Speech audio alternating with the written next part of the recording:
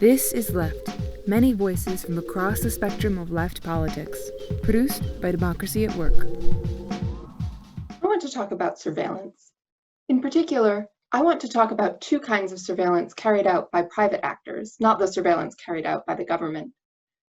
One kind is almost inescapable and encompasses all of us, but it's veiled in the hopes that we won't notice that we are being surveilled. The other kind is primarily directed at low-wage workers and is designed to intrude on its target's consciousness at all times.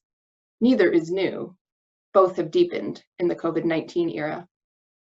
First, the inescapable kind of surveillance that tries to evade your consciousness. A variety of data collectors vacuum up data on every move you make online. Every app you download makes more data accessible to more data miners. The act of collecting, analyzing, and selling data has become so central to our economy that sociologist Shoshana Zuboff calls this the age of surveillance capitalism. Of the 5 most valuable global brands, according to the Forbes ranking, all 5 engage in significant data mining either for internal use or for sale. 2, Google and Facebook, sell your data as their primary revenue-generating product. Sure, each of these companies provides some useful products and services. Maybe you think it's a fair trade, your data, in exchange for the convenience they offer in return. But consider, if the trade were really in your interest, why would they be so deliberate about obscuring from your view their data collection, the uses they make of it, and the analytic insights they derive?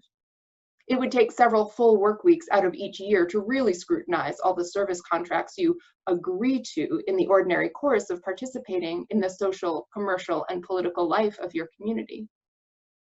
If your interests aligned with theirs, if the trade of data for service were really a win-win, wouldn't you expect them to be straight with you? Surveillance capitalism was well entrenched before this pandemic. And in fact, businesses began developing techniques to surveil, sell personal data, and steer the behavior of consumers even before the digital age. But in the pandemic, as the opportunities for communication using only air as the intermediary between the speaker's breath and the listener's ear have dwindled, even more of our activities have migrated online. Time on social media has increased. Like mountaintop removal exposing coal for easier extraction, every online substitute for in-person social encounters makes our data more accessible to those surveilling. Second, consider the kind of surveillance turned on workers as a condition of employment.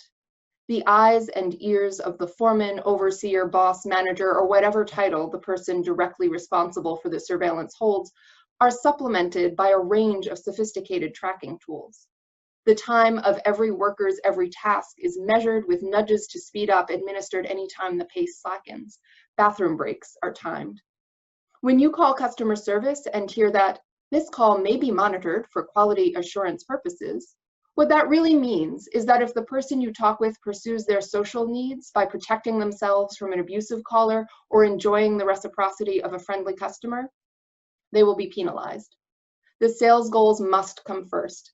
Under workplace surveillance, the normal human behaviors of pausing to catch your breath when winded, taking a minute to recover from a difficult social interaction, or daydreaming for a spell between periods of intense mental focus are redefined as criminal behavior, theft of the time that you ceded to the employer's control when you accepted the paycheck.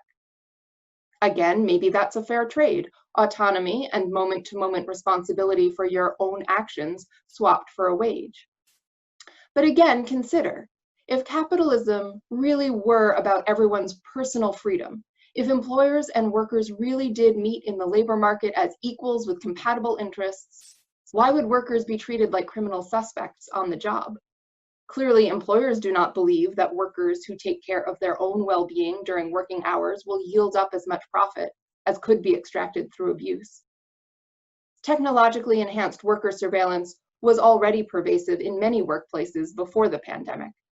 Indeed, Charlie Chaplin presciently satirized video surveillance of the workplace in his 1936 masterpiece, Modern Times. But since many workplaces went remote, employers have made enormous new investments in surveillance software. Workers who had previously been exempt from the most intrusive forms of surveillance when in the office are now tracked through their computers at home. And now that the investment has been made, there's no reason to think the software will be turned off, even if workers do return to the physical office. Capital treats us as a raw resource. Waste not, want not, whether as consumer or as worker, surveillance technologies help capital to squeeze every last drop of value out of us. In a moment of disruption and danger, when ourselves are more vulnerable than ever, capital's move is to squeeze harder. What's our move?